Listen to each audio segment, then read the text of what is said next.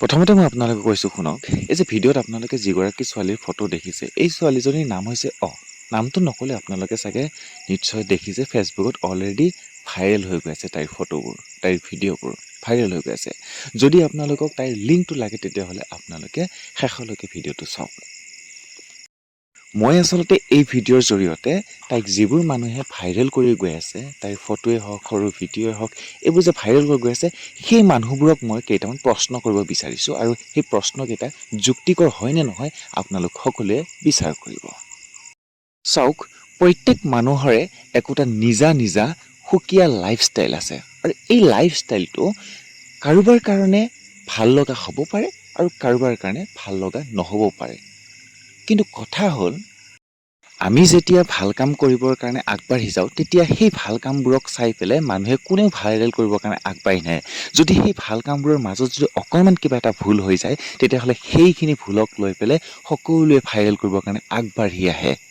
এতিয়া প্ৰশ্নটো শুনক, এই যে অৰ্চিতা ফুকনক যে ফটোবোৰ, তাইৰ সৰু সৰু ভিডিঅ'বোৰ, এইবোৰ যে ভাইৰেল কৰিছে, সঁচা নে মিছা কোনে দেখিছে?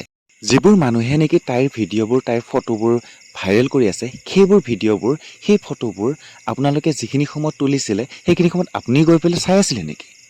আৰু যদি চাই আছিলে আপুনি কি তৃপ্তি ল'বৰ কাৰণে চাই আছিলে?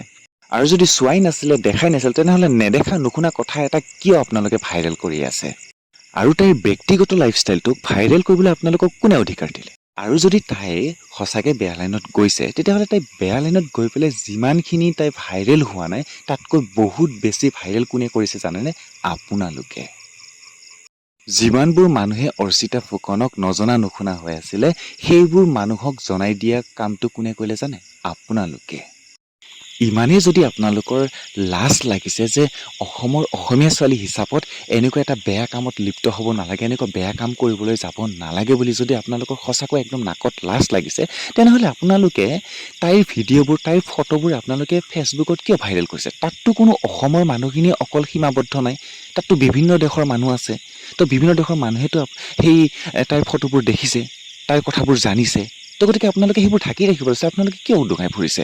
আপোনালোকৰ যদি সঁচাকৈ লাজ লাগিছে আৰু যদি আপোনালোকে নিজক মুখা পিন্ধা ভদ্ৰলোক বুলি নাভাবে তেতিয়াহ'লে আপোনালোকে এই ফটোবোৰ ফেচবুকত ভাইৰেল নকৰি ডাইৰেক্ট তাইৰ ঘৰত গৈ পেলাই ক'ব লাগিছিল যে আমাৰ অসমৰ অসমীয়া ছোৱালী হিচাপে তাইক এনেকুৱা বেয়া কামত লিপ্ত কিয় কৰালে, বা কিয় এইবোৰ বেয়া কাম কৰিবৰ কাৰণে আপোনালোকে আগবঢ়াই দিছে। তাইক এইবোৰ কৰিবলৈ মানা কৰক, তাইক এইবোৰ কৰিবলৈ নিদিব, এইবুলি আপোনালোকে ক'ব লাগিছিল তাইৰ ঘৰত গৈ পেলাই। তাকে নকৰি আপোনালোকে ফেচবুকত তাইক যিমানখিনি তাই নিজে উদঙাই ফুৰা নাই তাতকৈ বহু বেছি আপোনালোকৰ নিচিনা ভদ্ৰলোকবিলাকে, মানে মুখা পিন্ধা ভদ্ৰলোকবিলাকে উদঙাই দিয়াৰ দায়িত্ব হাতত কিয় তুলি ল'লে? কোনে দিলে বাৰু আপোনালোকক অনুমতি?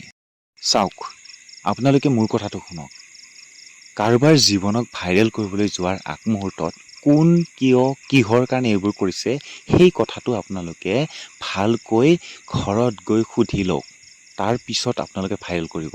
এইদৰে ফেচবুকত ভাইৰেল কৰিবলৈ নালাগে, কাৰণ ফেচবুকত ভাইৰেল কৰিলে যিবোৰে নজনাকৈ থাকে সেইবোৰো জানে। আৰু যদি তাই সঁচাকৈ এইবোৰ কাম কৰা নাই তেতিয়াহ'লে আপোনালোকে এটা কথা মন কৰকচোন, এই যে ভাইৰেল কৰি ফুৰিলে এইবোৰ জানো ঘূৰাই আনিব পাৰিব? কওকচোন, ঘূৰাই আনিব পাৰিব জানো? নোৱাৰে। সেইকাৰণে আপোনালোকে ভালকৈ কিবা এটা কথা জানি ল'ব লাগে, তাৰ পিছত ভাইৰেল কৰিব লাগে।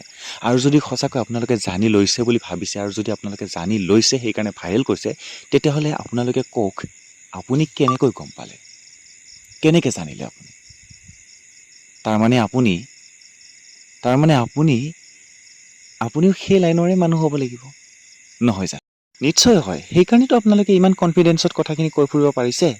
ঠিক আছে বাৰু, হ'ব, মই ইমানকেইটাই প্ৰশ্ন কৰিলোঁ। যদি কাৰোবাৰ হাতত আছে প্ৰশ্নটোৰ উত্তৰ তেতিয়াহ'লে দিব, আৰু যদি উত্তৰ নাই নিদিলেও কোনো আপত্তি নাই।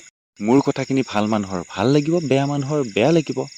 কিন্তু কথা এটা কওঁ সৰ্বশেষত, সেই কথাটো হ'ল ফেচবুকটো আজিকালি সৰু ল'ৰা ছোৱালীয়েও চায় আৰু ডাঙৰবিলাকেও চায়।